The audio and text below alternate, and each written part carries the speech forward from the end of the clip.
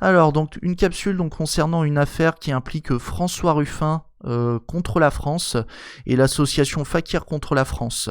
Alors, on va ici en savoir un peu plus. Donc, les requêtes concernent la conclusion d'une convention judiciaire d'intérêt public dans le litige opposant le requérant et la requérante au groupe LVMH, Moet Hennessy, donc Louis Vuitton SE, donc LVMH, qui les a fait surveiller. Il dénonce un mécanisme judiciaire inapproprié à la protection de leurs droits garantis par les articles 6, 8 et 10 de la Convention européenne des droits de l'homme, ainsi que l'article 1er du protocole numéro 1. Donc de mémoire, donc l'article 6, c'est tout ce qui est droit au procès équitable. Article 8, c'est le droit au respect de la vie privée. Article 10, on est sur la liberté d'expression et de réunion. Enfin, il me semble que c'est plus liberté d'expression. Et l'article 1, protocole numéro 1, normalement. Alors, bizarre, c'est pas celui additionnel. Alors attends. Protocole numéro 1, je veux juste vérifier. Parce que je sais qu'il y a le protocole numéro 1 additionnel, c'est le droit au respect des biens, donc le droit de propriété. Par contre, protocole numéro 1, le droit... Ah ben donc du coup, ce serait aussi le article 1 du protocole premier. Donc toute personne au respect de ses biens. Donc donc ce serait d'accord, OK, je pensais protocole d'accord, c'est dans le sens protocole additionnel. Donc c'est droit de propriété, d'accord. Donc le premier requérant, François Ruffin, donc qui est député, journaliste et fondateur de l'association Fakir, la seconde requérante qui édite un journal du même nom. En 2015, donc le requérant François Ruffin réalisa avec le soutien de la seconde requérante le fameux film documentaire satirique intitulé Merci Patron, relatif à la politique de délocalisation du groupe LVMH.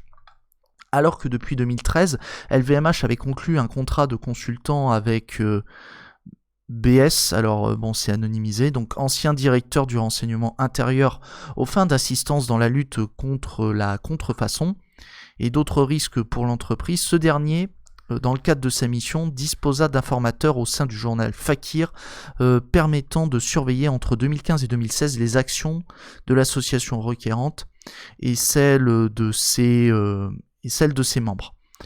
Donc ce dernier, je pense que c'est d'accord. Donc c'est le consultant BS, donc ancien directeur. Ouais, je crois que c'était la femme. Il y avait une personne qui était ça me rappelle. Je me souviens, je crois que c'était le reportage que tu avais fait passer, Lex, avec justement un gars des renseignements qui avait mis sous surveillance le journal Fakir. Ouais, ça me revient. Après, c'est anonymisé, mais je sais plus comment il s'appelle. Donc après, je ferai une pause dans les prochains paragraphes et j'essaierai de lire vos commentaires dans le chat. J'en étais où Alors, donc là, c'était bon. Donc, le 21 et 24 juin 2020, le requérant et la requérante se constituèrent partie civile auprès du juge d'instruction, saisi de l'information judiciaire ouverte à l'encontre donc de BS et de LVMH, donc BS, celui qui avait organisé la surveillance. Celui qui avait mis en œuvre la surveillance sous les ordres de LVMH.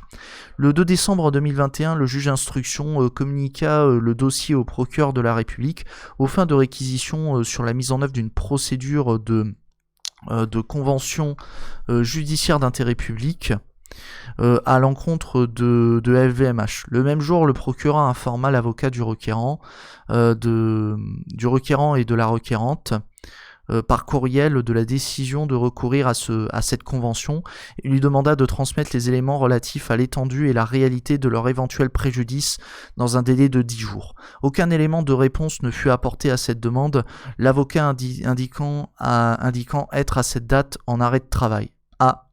Donc le 3 décembre 2021, le procureur requit la mise en œuvre de la convention et une ordonnance de renvoi fut prise. Alors, je vais juste reprendre une définition, trouver une définition vulgarisée donc de la CIJP. Donc, c'est une convention normalement qui permet de mettre fin au litige en échange d'une somme d'argent. Voilà, convention judiciaire d'intérêt public. Voilà, on va avoir un petit résumé. Et c'est alors, donc Alors, donc la loi du 9 décembre 2016, dite loi Sapin 2, a créé une procédure permettant au procureur de la République de conclure une convention judiciaire d'intérêt public avec une personne morale mise en cause pour des faits d'atteinte à la probité. Cette mesure alternative aux poursuites est applicable aux entreprises, associations, collectivités territoriales mises en cause pour des faits de corruption, trafic d'influence, fraude fiscale, blanchiment de fraude fiscale et toute autre infraction connexe. Donc elle a pour effet d'éteindre l'action publique, donc c'est-à-dire les poursuites pénales, si la personne morale, donc une entreprise notamment, donc mis en cause, exécute les obligations auxquelles elle s'est engagée dans la convention, et ces obligations alternatives ou cumulatives, donc alternatives dans le sens c'est l'une ou l'autre des obligations qui doivent être respectées, cumulative c'est l'idée que c'est toutes les obligations qui doivent être respectées, et ces obligations peuvent consister dans le versement d'une amende d'intérêt public à l'État, dont le montant ne peut excéder 30% du chiffre moyen annuel, dans la mise en œuvre sous le contrôle donc, de l'Agence française anticorruption, d'un programme de mise en conformité de ces procédures de prévention et de lutte contre la corruption pour une durée maximale de 3 ans, ou dans la réparation du dommage de la victime. Voilà. Donc ce sont les différentes obligations qui peuvent être prévues par la Convention. Donc judiciaire d'intérêt public. Voilà. C'est une manière d'éteindre les poursuites à partir du moment où en l'occurrence ici LVMH aurait payé alors soit une somme d'argent, soit une amende, soit mis en œuvre un programme de mise en conformité de ces procédures de prévention de lutte contre la corruption pour une durée maximale de 3 ans, soit voire même en cumul avec la réparation du dommage subi par Fakir et Ruffin. Voilà.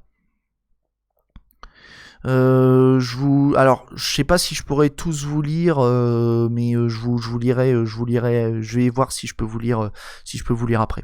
Donc là, je vous partage donc cette source vulgarisée sur la notion de convention judiciaire d'intérêt public. On retrouve aussi ce mécanisme en droit de l'environnement, notamment lorsqu'il y a des pollutions, etc., qui sont faites qui sont commises par les entreprises, des infractions à l'environnement. Mais là, on le retrouve ici en l'occurrence dans des affaires de corruption, fraude fiscale, etc.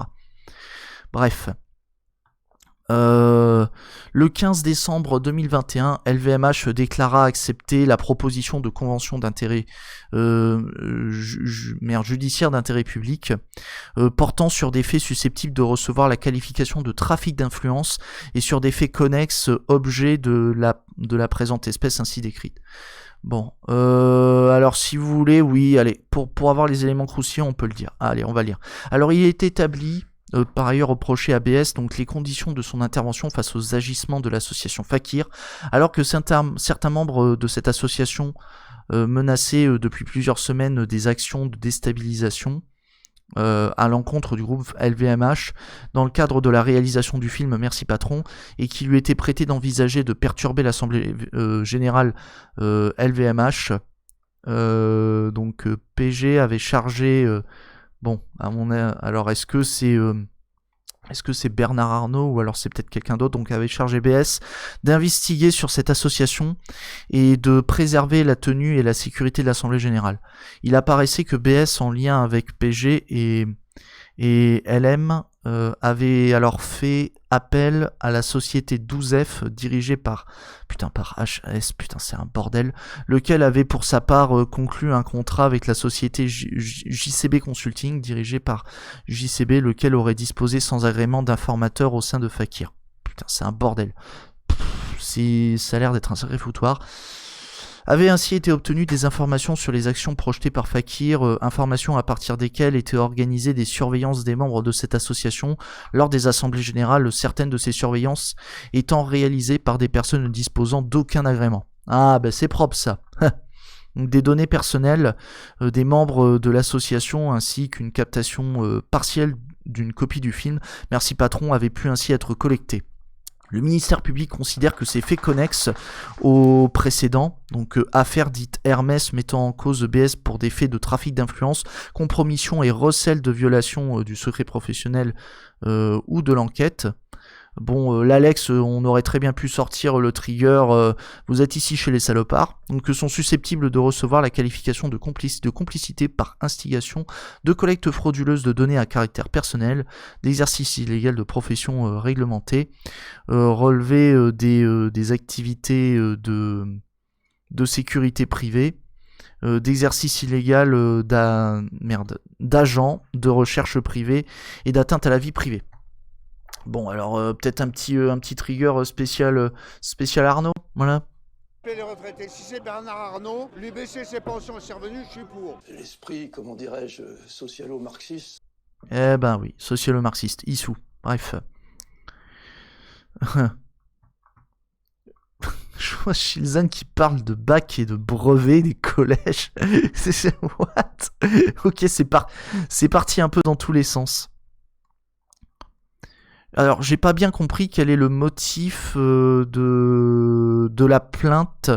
Alors, tu parles de la plainte de Fakir. Bah, je pense l'idée en fait, c'est qu'ils ont été mis sous écoute en fait. C'est ce qu'il faut retenir. Si tu parles de la plainte de Fakir et de Ruffin, ils ont été mis sur écoute.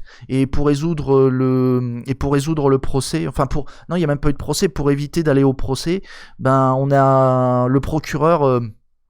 S'est dit bon bah écoutez, on va partir sur une convention judiciaire d'intérêt public, comme ça alors après je sais pas ce qu'il en a découvert. Alors la convention en sa partie réparation du préjudice des parties civiles précisait que l'avocat du requérant et de la partie requérante avait laissé expirer le délai de 10 jours au terme duquel ils pouvaient formuler leur demande d'indemnisation. Le même jour, le procureur saisit donc le président du tribunal judiciaire de Paris d'une requête de validation de la convention et convoqua cet avocat à l'audience de validation fixée le 17 décembre 2021. À l'issue de l'audience, le président du tribunal judiciaire rendit une ordonnance de validation de la convention, moyennant le versement par LVMH de 10 millions d'euros au trésor public. Aucune somme ne fut allouée aux requérants et à la requérante au titre de la réparation de leur préjudice en l'absence de demande à ce titre. Ah merde. Je trouve qu'on nous prend un peu trop souvent pour des cons en ce moment, hein. Parce que le foutage de gueule est quand même assez évident. Voilà, bon. Et le 22 décembre... Mais merci pour le follow, Shizam. Du coup, le 22 décembre 2021, ils formèrent chacun un appel et un pourvoi en cassation contre l'ordonnance du 17 décembre de 2021. Donc j'imagine qu'ici, ce que reprochent François Ruffin et Fakir au tribunal, c'est d'être parti du principe que il fallait valider la convention, que 10 millions d'euros au trésor public c'était suffisant, et que le fait qu'il n'y ait pas eu de somme versée à Fakir et à François Ruffin, c'était pas un problème parce que François Ruffin et Fakir n'avaient pas effectué leur demande dans les délais. Voilà. Donc c'est ça qui est reproché. Et du coup, François Ruffin et Fakir contestent ça, j'imagine. C'est pour ça qu'ils ont formé un recours contre la décision du tribunal judiciaire. Et voilà. Après, il y a eu un appel et un pourvoi en cassation, donc devant la Cour d'appel de Paris et devant la Cour de cassation, ils déposèrent une question prioritaire de constitutionnalité, concernant la conformité du régime, si je puis dire, de la convention judiciaire d'intérêt public, avec le principe d'égalité devant la loi et devant la justice, et le principe du respect des droits de la défense et le droit au recours effectif. Donc, en parallèle, en fait, de leur action en justice, pour contester la validation de leur convention, ils ont tenté de faire sauter la loi, donc les dispositions de la loi Sapin 2 qui concernent, si je puis dire, le fonctionnement de la convention judiciaire d'intérêt public. Bon, et par deux arrêts du 31 mai 2022, la Cour d'appel déclara leur appel nul, donc leur appel irrecevable. L'ordonnance de validation de la convention n'étant pas susceptible de recours. Et en conséquence, les questions prioritaires de constitutionnalité sont déclarées comme étant sans objet. Donc en gros, les questions prioritaires de constitutionnalité, elles n'ont même pas été transmises ni à la Cour de cassation, ni même au Conseil constitutionnel. dans son rappel de la procédure, elle indiqua que lors de l'audience du 17 décembre 2021, la présidente du tribunal a fait état d'une demande de renvoi formulée par l'avocat de Fakir et de François Ruffin, donc étant précisé que devant la cour, les avocats de LVMH ont indiqué que cette demande avait été abandonnée, ce qui ne figure pas dans les notes, mais n'a pas été contesté par les parties civiles. Et également qu'au cours de l'audience d'homologation, le requérant et son conseil indiquaient être opposés au principe de cette convention, arguant de la nécessité d'un débat public compte tenu de la gravité des faits de l'atteinte à la presse et dénonçant un commerce de l'indulgence. Ouais, effectivement, c'est une critique politique, c'est de partir du principe que la convention, ça permet, c'est un peu le fonctionnement des indulgences, vous savez, pour vous donner une somme d'argent et on vous pardonne. Voilà, c'est un peu le sentiment qu'on peut avoir avec la convention judiciaire d'intérêt public.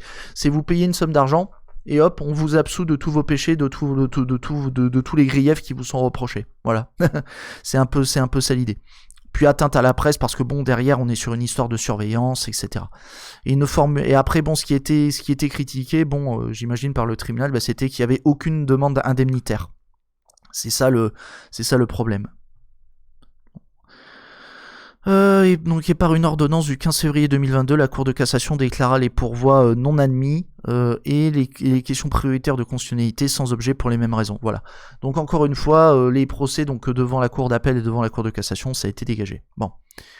Après, si vous voulez, on a un petit rappel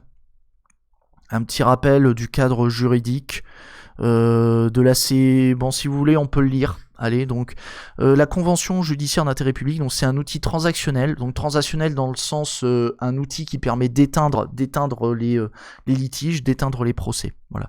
Alors attendez, je vais vous lire un petit peu parce que là je suis un petit peu. Alors je vais lire vos derniers messages. Ouh là là, il y en a plein. Alors attends, c'est pas une mauvaise forme de justice si toutes les personnes lésées sont prises en compte. Encore une fois, ça dépend.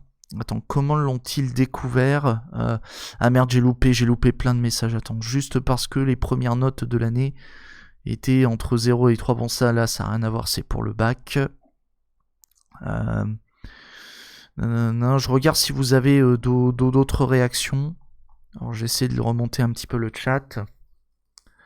Oui, bien sûr, Big Sieve, mais ça, c'est une volonté politique, pas un manque de capacité des Français qui sont ingénieurs dans l'âme. Alors attends, j'ai une formation d'ingénieur et spécialisé dans la production et pour moi les savoirs se sont vite délités dans le milieu des années 2000. Ouais, donc là on est d'accord. Ouais, donc là c'était le débat sur la formation, etc. Bon, écoutez, on va poursuivre la lecture.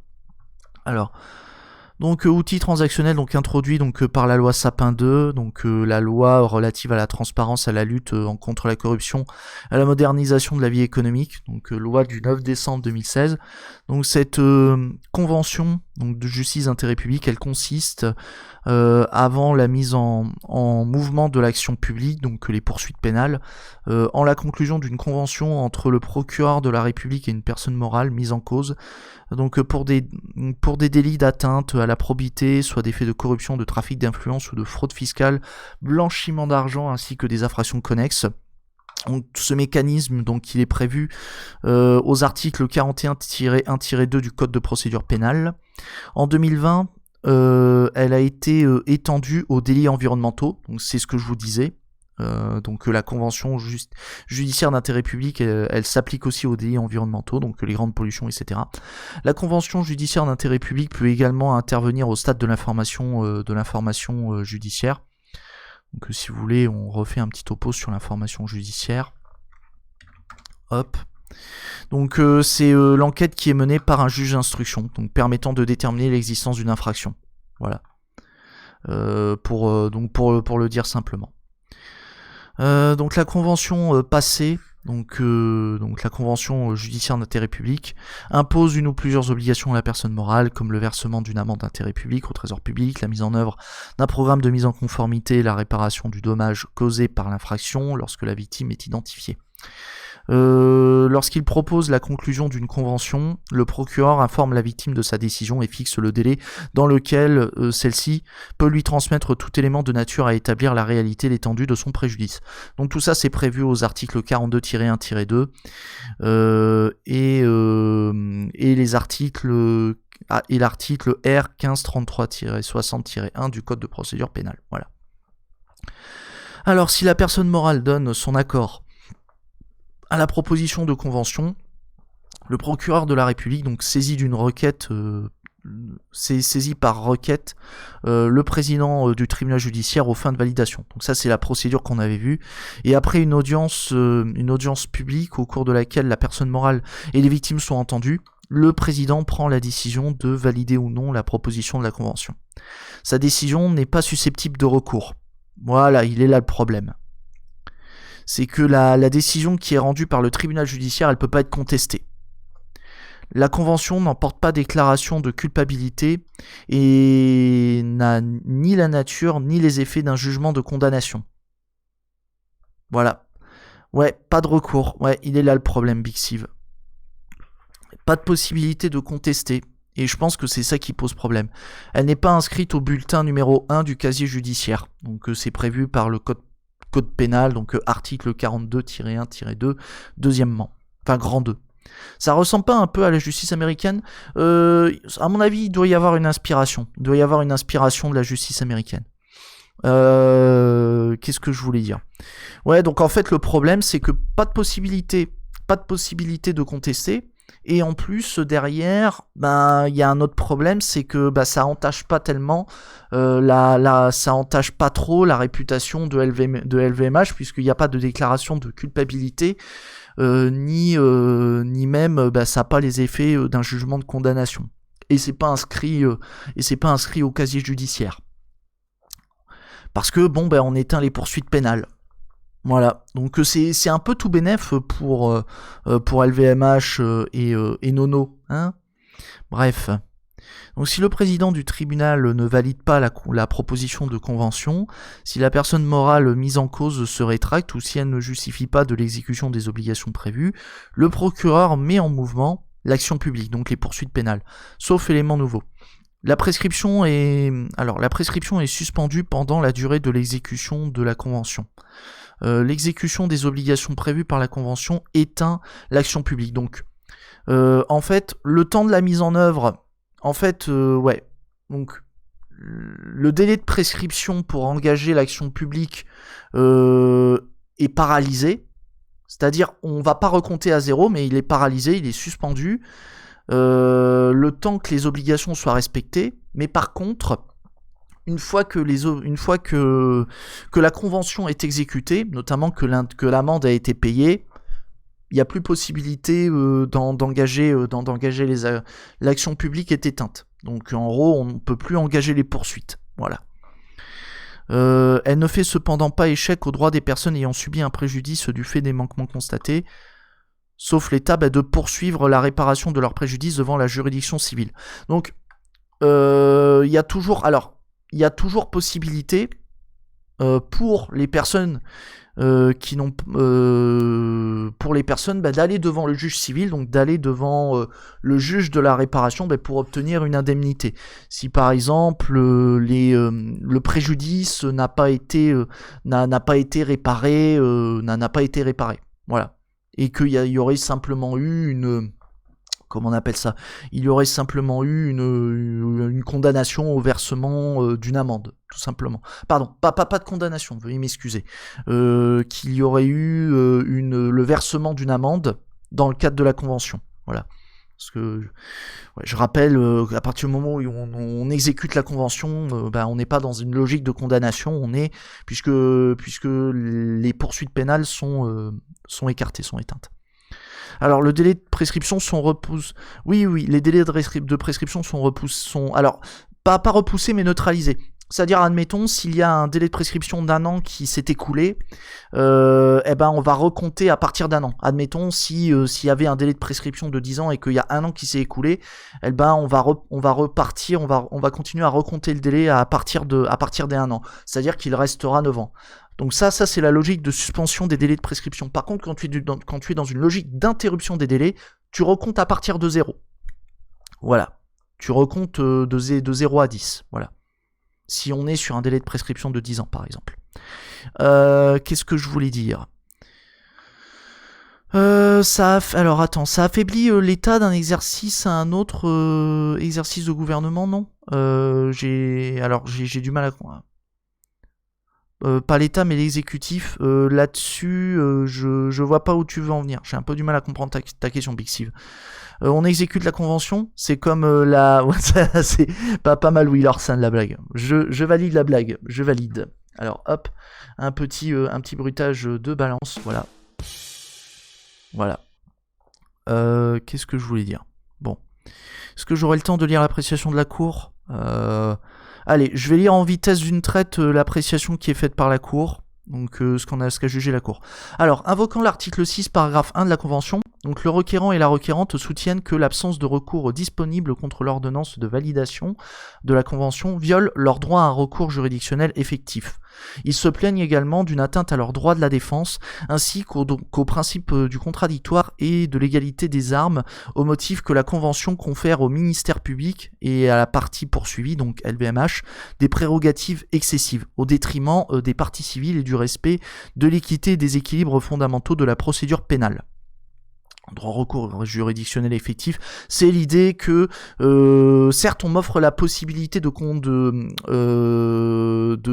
d'engager un recours et finalement les conditions sont tellement strictes que j'arrive pas à obtenir gain de cause, voire même pas de recours juridictionnel effectif. Ça peut très bien dire aussi qu'il n'y a pas possibilité de contester une décision. Et là je pense que c'est l'un des arguments, l'un des gros arguments quoi, qui est avancé par Fakir et Ruffin. Donc là j'en étais où ? Donc invoquant aussi les articles 8 et 10 de la Convention, le requérant et la requérante soutiennent que la Convention a eu pour objet de couvrir des faits censément délictueux d'espionnage privé et d'infiltration d'un organe de presse, qui ont porté atteinte de manière injustifiée et disproportionnée à leur droit au respect de la vie privée et à la liberté d'expression. Et de l'autre côté, invoquant l'article 1er du protocole 1er, ils se plaignent de ne pas avoir pu faire valoir leur droit à indemnisation, faute atteinte au droit au respect des biens, donc droit à la propriété, puisque à partir du moment où vous n'avez pas la possibilité de recouvrir une indemnisation, donc de recouvrir une créance, on part du principe que c'est une atteinte au droit de propriété. En fait, ça c'est l'argument donc qui est avancé par Fakir et Ruffin. Faute d'avoir été mis à même de faire état de leur préjudice. Et faute pour la convention judiciaire d'intérêt public de prévoir le montant et les modalités de la réparation des dommages causés aux parties civiles. Alors, la Cour rappelle que si la Convention européenne des droits de l'homme ne garantit pas en tant que telle un droit à faire poursuivre ou condamner pénalement des tiers, le droit national, donc interne, peut garantir à la victime d'une infraction le droit d'intenter une action civile pour demander réparation du préjudice qu'elle estime avoir subi en l'autorisant à se constituer partie civile à la procédure pénale. Il s'agit de l'une des voies envisageables pour assurer la réparation du préjudice dans le cadre d'une action civile.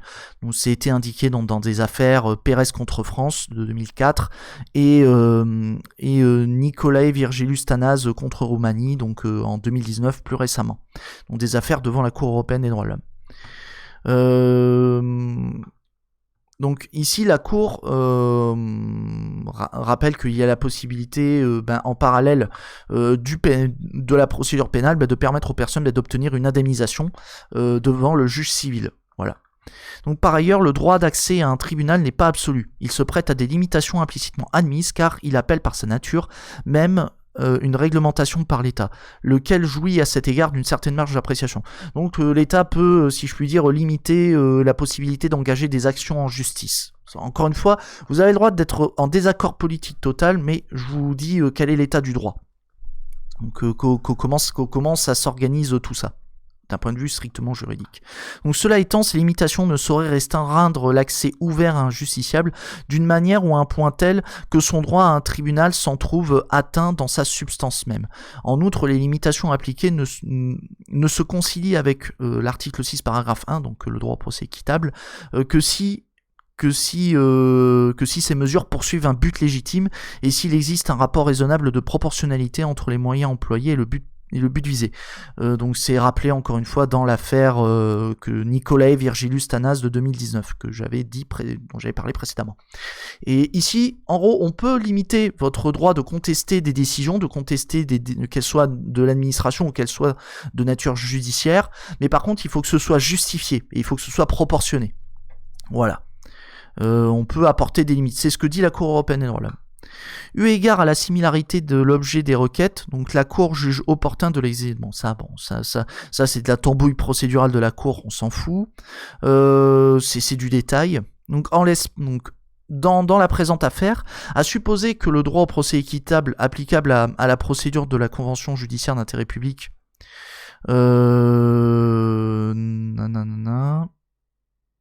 Alors attends que j'essaie de lire, j'essaie de le simplifier. Donc à supposer, au vu de la Constitution, alors qu'ils allèguent, alors attends. Bon, je vais le lire au texto. Donc à supposer que le droit au procès équitable, au vu de l'acte de constitution de partie civile, donc de François Ruffin et de Fakir, et alors qu'ils allèguent ne pas avoir renoncé à leur droit à réparation de leur préjudice, la Cour ne relève aucune apparence de violation du droit d'accès. Ouais, donc clairement, la Cour, elle dit qu'il n'y a pas de violation du droit au procès équitable. En premier lieu, la Cour constate que la Convention et l'ordonnance de validation de cette convention indiquent que le requérant et la requérante, qui étaient tous deux assistés d'un avocat, n'ont pas exercé leur droit à réparation du préjudice résultant de l'infraction dont ils auraient été victimes, et ils disposaient pourtant de ce droit avant et pendant l'audience de validation de la convention et n'apportent pas d'explication convaincante sur les raisons de son non-usage.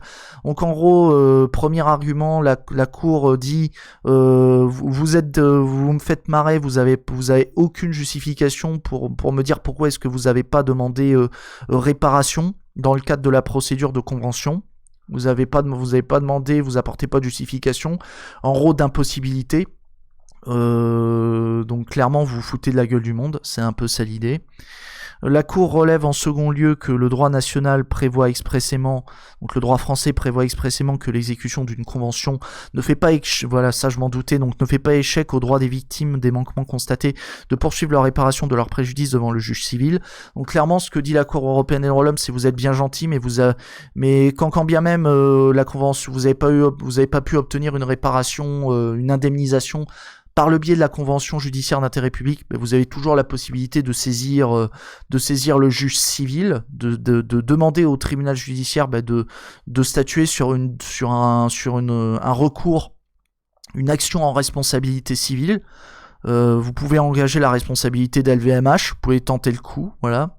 Or rien au dossier, donc là ce que dit la Cour européenne, c'est que rien au dossier n'indique que François Ruffin et Fakir étaient empêchés d'exercer des recours contre les dirigeants d'LVMH ou contre la personne qui a engagé la surveillance, qui a mis en œuvre la surveillance, sur le fondement de la responsabilité civile pour obtenir une décision sur le fond de leurs prétentions et une réparation.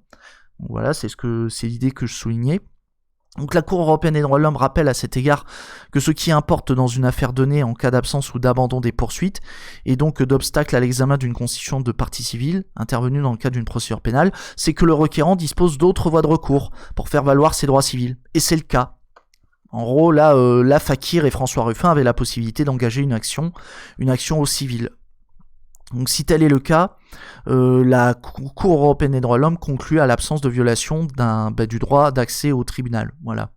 Au vu des deux éléments qui précèdent, la Cour conclut que le requérant et la requérante n'ont pas été privés de l'accès à un tribunal pour faire statuer sur leur droit de caractère civil. Donc le droit à une indemnisation et une réparation du préjudice. Et par voie de conséquent, d'une procédure équitable au sens de l'article 6, paragraphe 1 de la Convention européenne des droits de l'homme. Pour les mêmes raisons, il ne saurait se plaindre sous l'angle des autres dispositions invoquées, donc article 8, article 10 de la Convention européenne des droits de l'homme, en gros, et du protocole numéro 1. En gros, il n'y a pas non plus derrière de violation du droit au respect de la vie privée, ni même de la liberté d'expression, et ni même du droit au respect des biens. En gros, le droit de propriété. Et du coup, pour la Cour européenne des droits de l'homme, elle estime qu'il n'est pas démontré que le droit français n'aurait pas offert une protection suffisante contre les actes dont ils ont fait l'objet d'une réparation de leur préjudice. Bon. Voilà, donc c'est... alors je vais vous lire je vais fermer la capsule et